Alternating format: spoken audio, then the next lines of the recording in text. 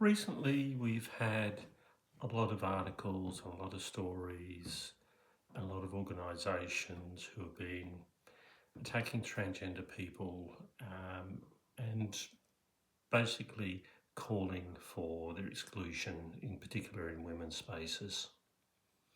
So, to give a bit of understanding, I'm going to tell you a little bit of a story. This may be a little bit long-winded. I'm not very good at recording, so I'm probably going to make a lot of mistakes, but I'm just going to run this through in one, so please bear with me. So this story started probably about 6 months before I was born. It was in a small country town in Australia in the 1970s, probably 1969 at the time. And it started when my mother saw an Aboriginal elder woman who insisted that she was going to have a girl. In May of 1970, I was born, and the Aboriginal elder woman was so insistent that my parents were surprised. In fact, they'd actually had girls' clothes taken. So I was taken home in a nice pink frilly little dress. And that was a bit of an omen. It was treated as a bit of a joke from my family for quite a long time, but it was definitely an omen. So to answer some of the things about people saying that somebody like myself who came out as transgender at 49 are middle-aged, confused guys pretending to be girls. I started to notice that I was different probably at the age of about 5, or as early as I can really remember anything which is gender-based. It's pretty hard when you're that age, you don't really think much about it. But when I was as early as 5, I used to like playing with my sister's Barbie dolls. I would sneak in and dress up in my mum's clothes. It was innocent. I didn't think of it as I was a girl or boy. It was just me. It was just stuff that I liked doing. I have one particular memory of getting in trouble by my mum because I wore her dress, her high-heeled shoes, which were way too big for me, and her lipstick, which I had pretty much all over my face. And I got in trouble for using and breaking my mum's lipstick, and she was worried about breaking her shoes, but never really said much about it. I kept on that vein for quite a few years. I just liked the girls' things more than the boys' things. Never really thought about it much until at school, as we started getting older, and as more and more of my friends and the people around the school were starting to reach the age of puberty and starting to change, and we started to separate between boys and girls. At that time is when I really actually consciously started to notice that I actively preferred the girls' things.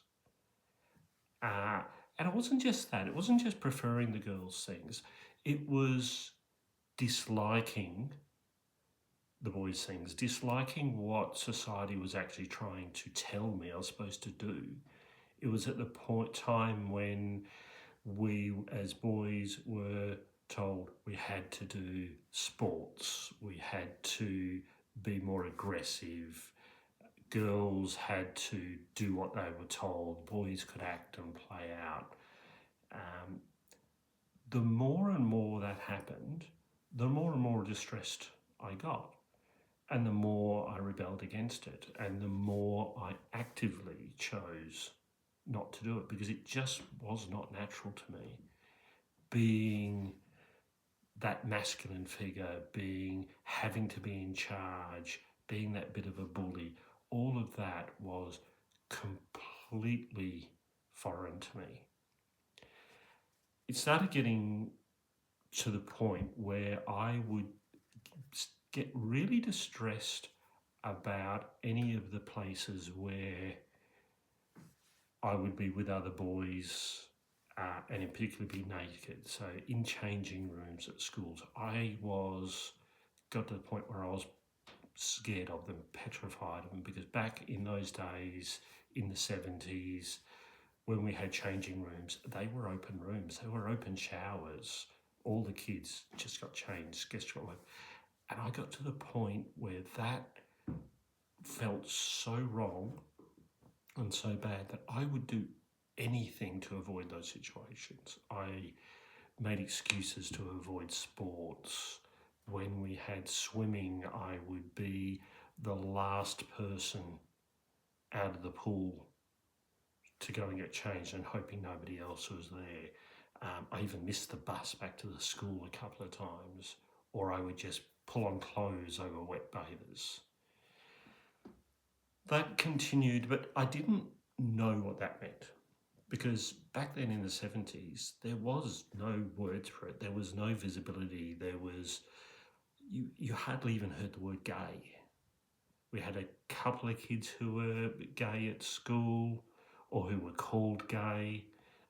They were called puffs. They were called all sorts of things. I thought maybe I might be gay at one point, but it didn't sound right because I wasn't attracted to boys. But I just disliked being a boy. And then when I was around 10, I was really making a choice that, really, no, I'm going to embrace this. I like doing these girl things. I like cooking. I like sewing. I did those as electives at the beginning of high school. I was the only boy in typing. I started to embrace that, and I started to really just not care what people think. Until one day, during the school holidays, I was pulled aside and I was sexually assaulted by an older girl. That made me feel shame. I blamed the way I acted for that. I blamed myself. I didn't blame her. I blamed myself. I thought because I was acting like that, that's why I was singled out. It may have had nothing to do with it, but that's what I blamed. And because I blamed myself, I had a deep level of shame. I felt that I was broken. I was wrong. I couldn't tell anybody. I couldn't seek help. The one time I did try to say to some friends, their response was basically, "Oh, wow, you're so lucky.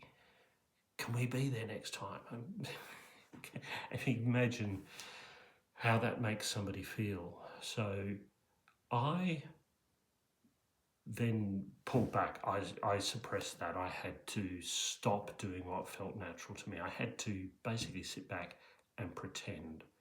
I would either just completely withdraw from everybody. I had almost no friends. I had one or two friends at a time. Or I would try to just be ultra masculine. I would shy away from the feminine stuff. But during that whole time, it never left me. I still felt it inside. It built up and it built up until I was around 16 in year 11 in school, and I just couldn't handle it anymore. I couldn't handle being in that place and pretending and denying what I was. So I actually didn't complete year 12. At the end of year 11, I told my parents, I'm not doing this. I'm not going back to school. So they sent me down to Perth on my own to go to TAFE, and I studied electrical engineering at TAFE. Being away from the school, I felt a little bit freer. It took me a while. It took me probably about a year or a bit more before I started to feel a little bit safer to think about myself. And at that point, I started to look about things. The world was changing a bit. You would hear a little bit more about transgender people, although a lot of it was in a negative way. There were a lot of jokes, there were a lot of things like that. You started hearing people talking about going to Bali and hearing the lady girls. So I started looking around, trying to do a bit of research, because I started feeling, well, actually this feels like me. And unfortunately, the only thing that you could find then, which was back in the 1980s, turned out to basically be pornography. So now here I was thinking, okay, this sounds like me, and then seeing the only thing that it could be, or the only thing that was there, was to be put in pornography, and that shut me down again.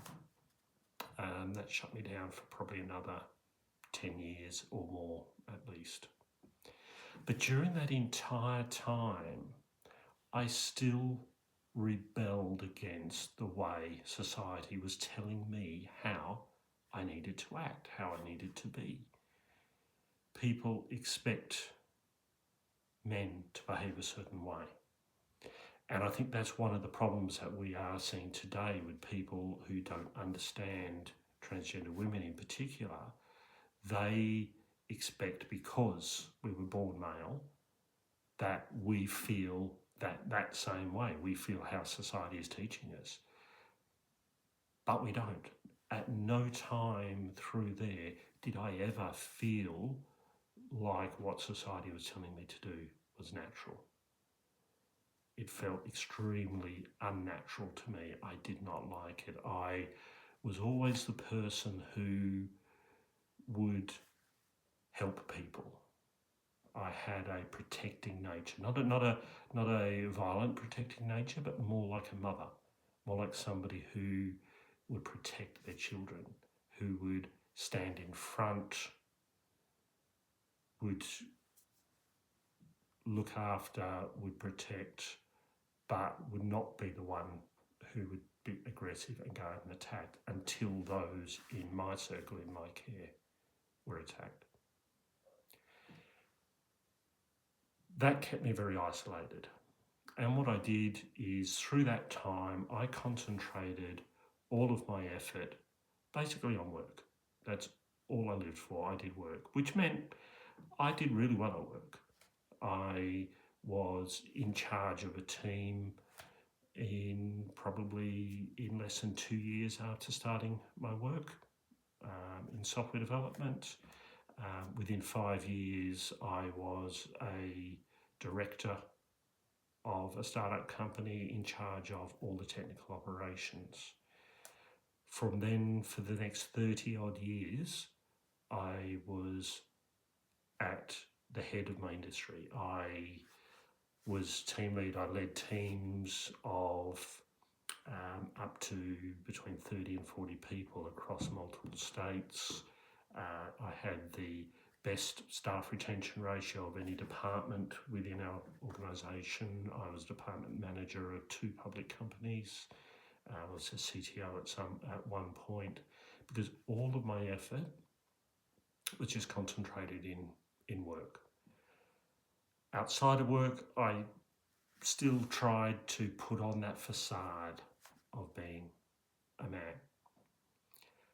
Made it very, very difficult to get along with people. I didn't have any sexual relationships until I was probably around 27 when I met my wife. And that was never a very strong sexual relationship. In fact, my wife turned out to be asexual, and which is probably why we got together and got along, because there was a very low pressure environment. I did have a daughter. My daughter is now about 28, amazing daughter. But again, through that time, I was still suppressing inside.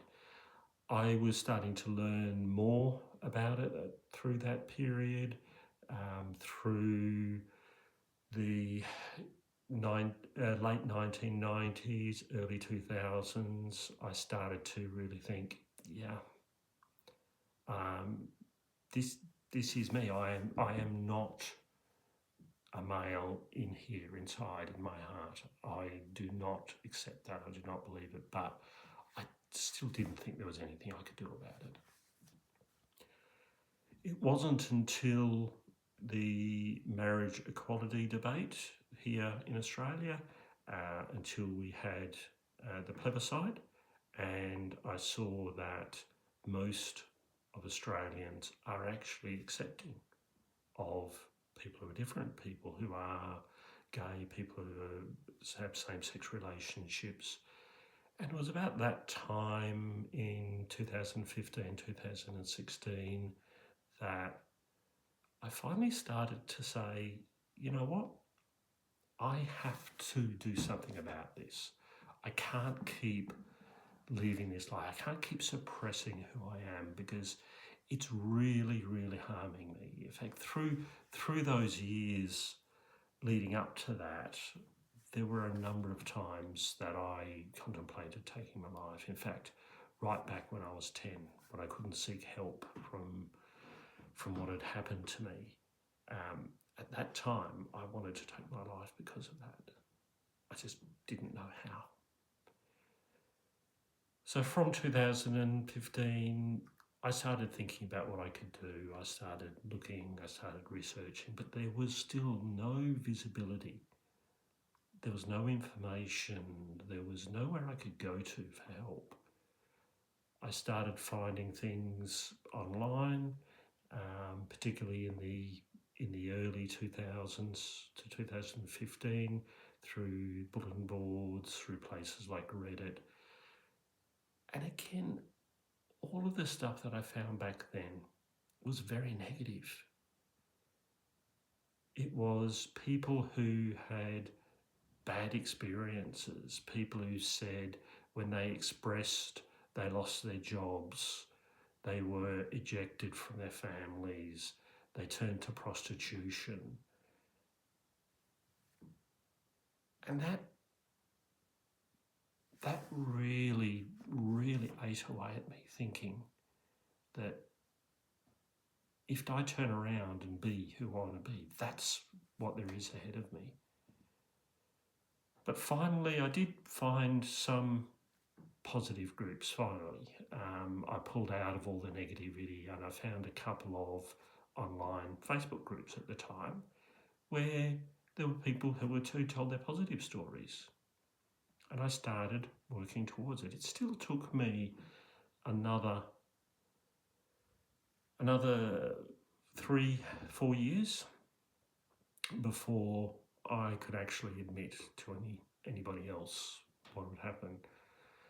So finally, in around 2019, I decided that I couldn't keep living this way. It was I would either stop living or I would have to do something. So at that time, I made the decision to actually come out to tell somebody. And the first person I spoke to was my daughter. And she was amazing. In fact, her response was, "It's about time you told me." And that was great. And I guess if I look back, I was starting to do things a little bit more feminine. I was starting to push the boundaries a little bit. I'd gone to a couple of events in fancy dress. I went to a event as Catwoman. So I was doing a few things, but I was treating it just as fun, as a joke. But it was a way of affirming me. A few days after I told my daughter, I told my wife. We'd been married at that stage for probably about 25 years. And it was a shock to her. I think she'd had a little bit of knowledge because I had been doing things like trying to wear some of her clothes when she wasn't around, and she'd noticed some things had been moved. She was not particularly happy at first. She couldn't understand how I could have gone that long without telling her, but then she spoke to my daughter, and they had a really good talk, and then she came back to me and said that, look, if this is who you are and what you want to do, let's do something about it. So we went and saw my GP. And my GP was amazing, a family GP we'd been seeing for a while. He was amazing. He said he actually understood what it was about. He didn't know what to do about it. He didn't know how to treat it. He didn't know anything. So he referred me to an endocrinologist, and that's when the journey really started. But again, it was a very difficult journey because there was still no information. The GP didn't know anything about it. He didn't know what to do. He knew about hormones, but he didn't know how to do dosage, what was safe, what wasn't. And go through the endocrinologist, even though it was only 5 years ago, it still had to go through quite an in-depth process. So even though I was 49, I'm well and truly able to make my own decisions, to know who I was. I've been living with this really for the last 40 years. So I knew what I was. But when I went to the endocrinologist, I then had to get referred to a psychologist to show and prove that this is what I was, and to prove there weren't any other underlying situations or anything like that. So before I could start treatment, I had to actually go and prove to somebody else what I always knew I was.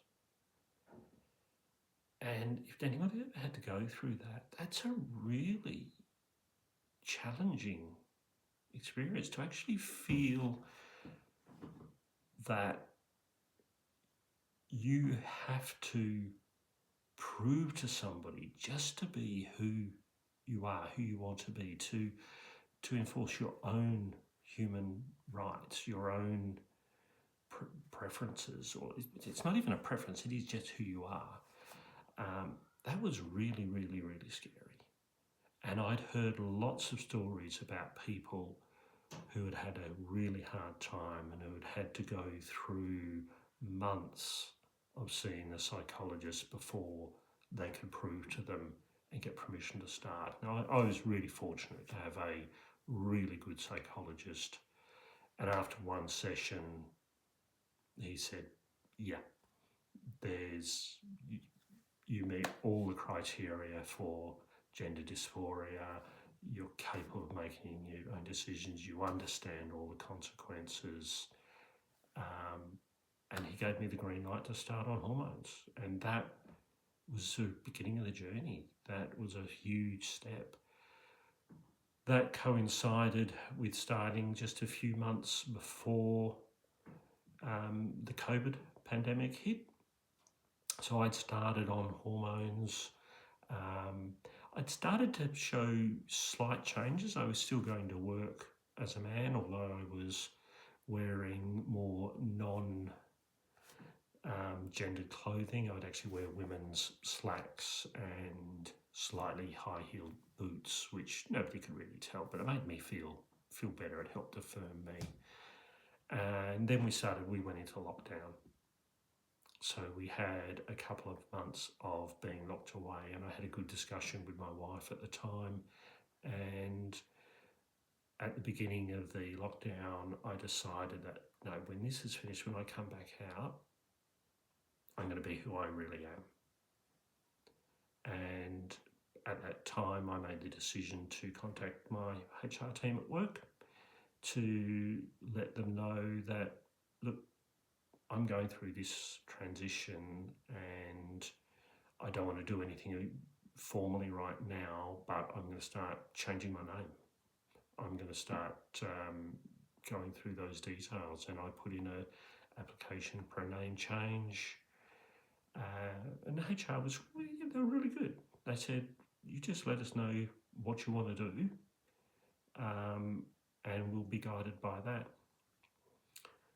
So I went through and I changed my name to Janine. Scary process, huge scary process going through, because you're making a step which, once you let people know that, you can't take that back. It's not something you can undo. But I went through, put the documentation in to change my name, and then the lockdowns were announced that they were finishing here in Perth. So I decided to start taking those first steps. Probably just before the lockdown started, I guess one thing that I did do a little bit of a trial run. We had a Christmas party, so I actually invited all my work mates over for basically a barbecue, and I decided to tell everybody that we're going to have a bit of fun. I'm going to do a themed party. It's going to be a cross-dress theme. So I got everybody to cross-dress, come along, held a bit of a competition, who was the best, and I got a lot of compliments saying, oh, I'll use my old name. I don't like using it, but I will use it now. It was, John, you make a beautiful woman. So at that party, at about 3 o'clock in the morning, when most people had left or gone to bed, I actually took one person away, our office manager, and I just had a chat with her, and I told her, look, I think I'm a woman inside, I always have been, and I'm going to come out soon. And what I got from her was a squeal and a big hug.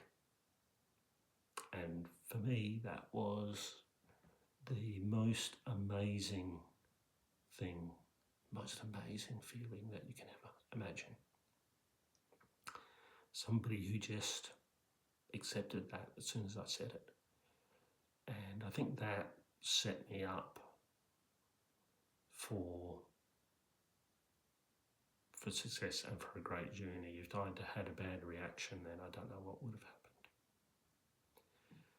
So then back to the timeline. So when the lockdowns were about to finish, I told my boss that, look, okay, I want to do this. I am going to come out, and we worked on a step forward, and that step was we're going to do an announcement in the company newsletter. Now, I wanted to just let my team, because I had a team of about 15 people at the time, with about 6 of them here in the office in Perth. So I just wanted to let them know first. So I took a couple of them out for a bit of a dinner, and I told them separately. And again, one of the people who I thought would be the least understanding, he just came around. He just walked around the thing and just gave me a hug. So again, beautiful experience. And then a few days after that, it came out in the company newsletter, and the CEO made a beautiful statement, and part of that statement was that we are proud to support Janine in her life and how she wants to live the rest of her life. And that was a statement which I'll remember for the rest of my life.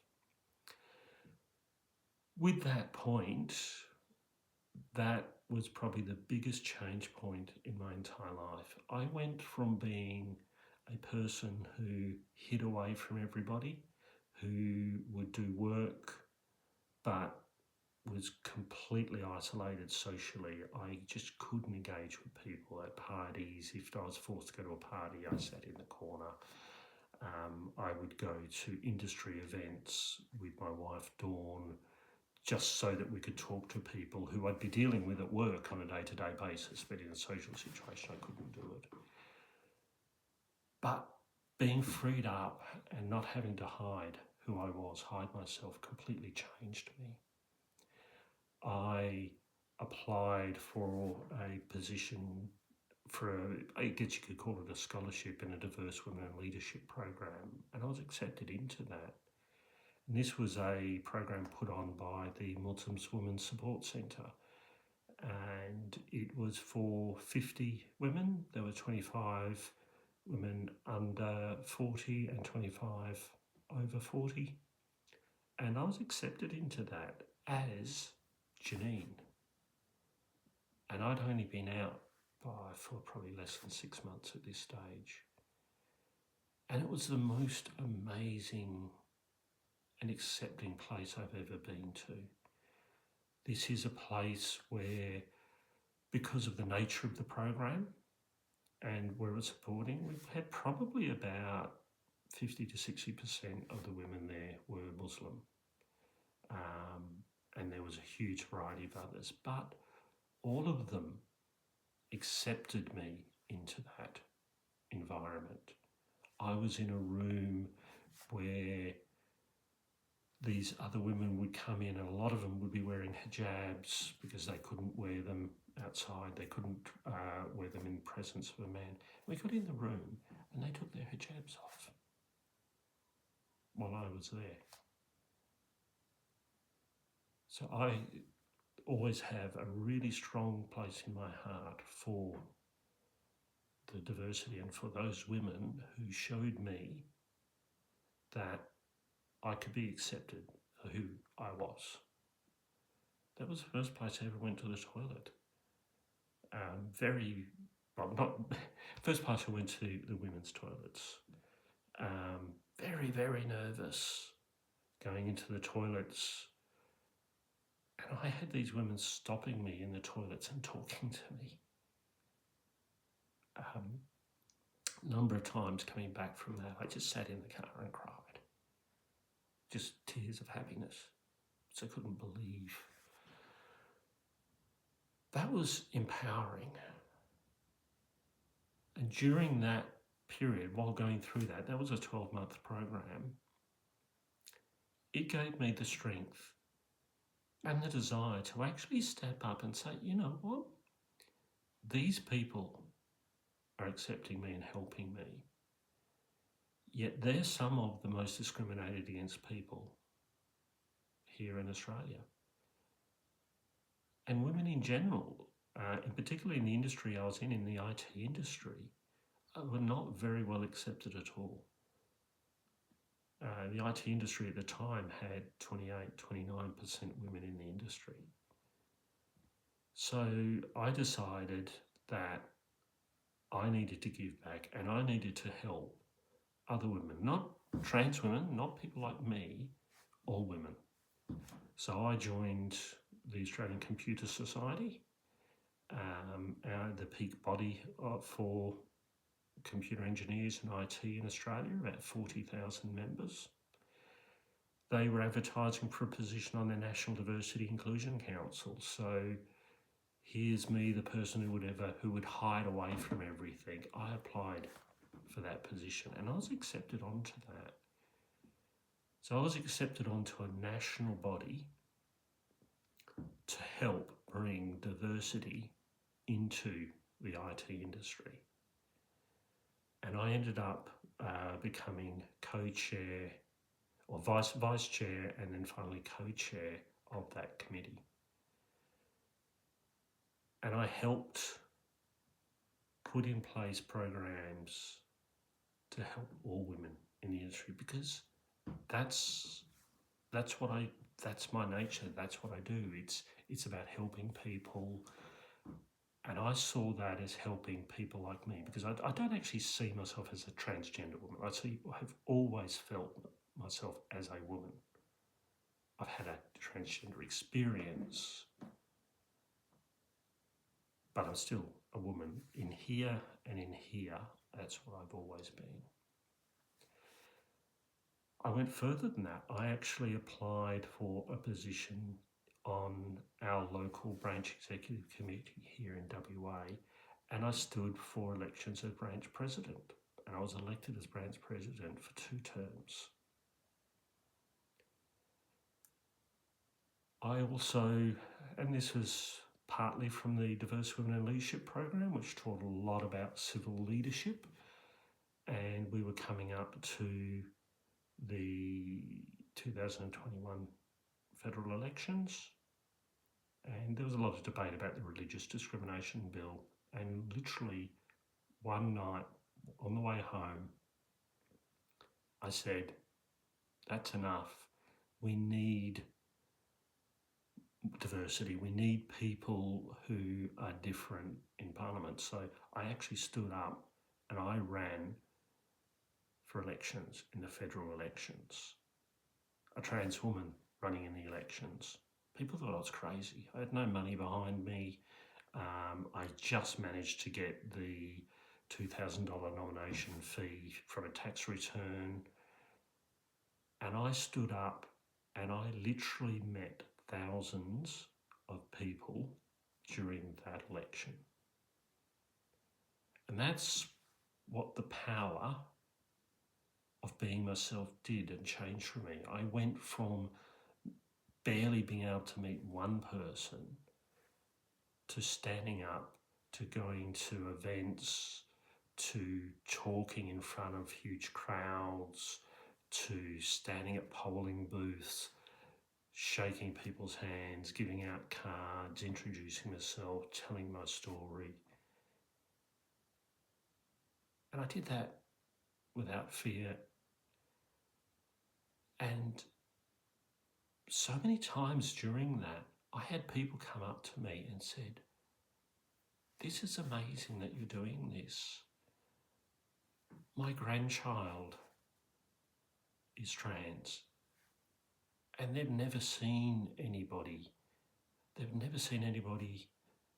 who is important, or anybody in leadership or anything who is trans. And that got me thinking that, you know what, these kids were like me. And I could not stand by and let that happen to kids again. I could not let kids go through what I went through. And that's what my journey has been for the last 6, 7 years, is about standing up and giving that visibility for people. You'll hear people calling somebody like me a groomer. But what I'm doing isn't about trying to tell a kid that they're trans. It isn't about trying to change or convince somebody. It's simply about standing up and being there and saying, I see you. I know where you have been. And if this is you, if you are going through, you can make it in life. You can become successful. There's no reason why you can't be the same as everybody else. And I had so many people come up to me during those elections, and since then, when I do talks, when I go around, you can guarantee that in almost any room that I go to and do a talk, I will have at least one person come up to me, one adult, saying that either their child, their friends, their grandchildren are trans, or they're questioning and they're looking at what's going through, and they've told me of the trouble and problems they've had as parents and the amount of pushback and discrimination they've had as parents of a child. And they're the things that I want to counter and I want to stop. And now we're hearing of things going backwards. For a while there, for 4 or 5 years, I could see positive movement. I could see most people I went to were happy to see me. They were proud to talk to me. They would ask me for advice. But now, because of what's coming through in the US and the UK, now I'm seeing a huge turnaround. On social media, I see people attacking. We see that they've ended gender affirmation care here in Queensland and in the Northern Territory. I would have given anything to have been supported when I was a child. I nearly lost my life because I wasn't supported. And it makes me so heartbroken to see these kids who now, not only would they like me, but for them it's even worse. For them, they now know that there actually are options for them. But those options are being pulled away. That is even worse than what happened to me. Having those options taken away from you has got to be the most soul-destroying thing that can ever happen. But what I can tell you is, and from my experience, these things are not a fad. Yes, some people do when they're growing up. Everybody expresses and learns, but believe me that being trans, being in a different gender to what your body is, to what your thing, is not something which is just an instant thing like that. It's something which builds up. It's something which is just always there. It's not a confusion. Like I said, I started from at least when I was 5, probably even before that. I mean, it's hard to put a date on it. I mean, I can remember, I can see the signs at about 5. So it's not like I just suddenly woke up one day and said, no, I want to be a girl. But it's why our youth affirmation services are very strict. They go through a very rigorous process. You can't start puberty blockers before you're 12. Whereas cisgender children start puberty blockers way before that. In fact, puberty blockers were originally invented to stop people going through early puberty. They were given to people at ages of 6, 7, 8 to slow down and stop puberty. That's exactly what they were for, to delay puberty. And that's all that kids are asking for at the moment, is to delay puberty, because society believes that they're not capable of making a decision at that age. So we delay it until they are. Personally, at 12, I knew. I could make the decision. I could have made the decision right then and then. By the time I was 12, I knew. But we delay it, we wait. And during that period, to even get on the puberty blockers, you have to go to psychologists. You have to go through the same process that I went through at 49 just to get onto puberty blockers at 12. And during that whole time, between 12 and 16, they have continuous sessions. They see psychologists and psychiatrists through that whole time. And it's not until they reach 16 and have shown during that whole time that, no, this is still what they want to do, that they will then stop puberty blockers. And when they stop puberty blockers, then there's two choices. Either puberty takes over and continues on and is fully reversible, or they start hormone treatment. And they don't start that without, again, very significant levels of counselling. And during this whole period, they have a full support system behind them, a support system that I never had. So if you hear stories, or you will hear stories of people's kids with irreversible treatments, they don't. There is no treatment except in potentially really extreme cases where it's the only way to save a child's life. There is no irreversible treatment started before 16. And in particular for trans women, male to female, even the hormone treatments that are started at 16 are pretty much reversible. For trans men, testosterone does a bit, and it'll make certain changes like change their voice, which becomes irreversible. And it's not until the age of 18 that they can even consider any form of surgery.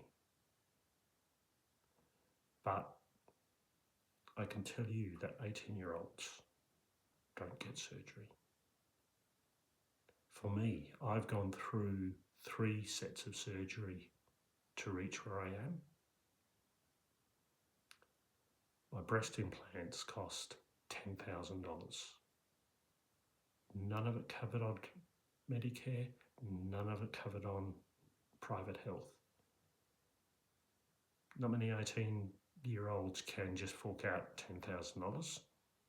Some maybe with the help of parents, but they certainly don't do it without their parental consent. So stories you hear about surgeries and that without parental consent, completely wrong. You can't go on puberty blockers without parental consent. You can't go on hormones without parental consent. If you've got one parent agrees and one doesn't, you've got to actually go to court to actually get on to the treatments. So it's not done without consent. When somebody reaches 18, they can do whatever they like. But not many 18-year-olds can just go get breast surgery for $10,000, or trans men, it's even more, having mastectomies. It's very hard to get here in Australia. It's very expensive. My main surgery cost me $65,000. Of that, I ended up having to pay an extra $15,000 to $17,000 in tax to get the money out of my super. I got back $1,600 from Medicare, and a bit less than that from private health insurance. So it cost me upwards around $80,000 to have my surgery. So again, no child can get that sort of surgery under 18 without parental consent, because how many of them can just go out and say, yeah, here's $60,000, I want surgery, please? It doesn't happen. There are no cases of it in Australia. Most can't afford that sort of thing until they are significantly older, in their 30s or 40s, because it's not covered on Medicare. It's considered cosmetic surgery. It's not covered on Medicare. It's not covered on private health insurance. So they have to live that way until they can save up quite a lot of money. And that brings you to the next thing that people say, that they say that people like me are doing this just to get into women's spaces. I was like this in my heart, in my head, in my soul, since I was a child. I did not do any of this to get into women's spaces. I did not spend all up over $100,000 just so that I could go into a toilet.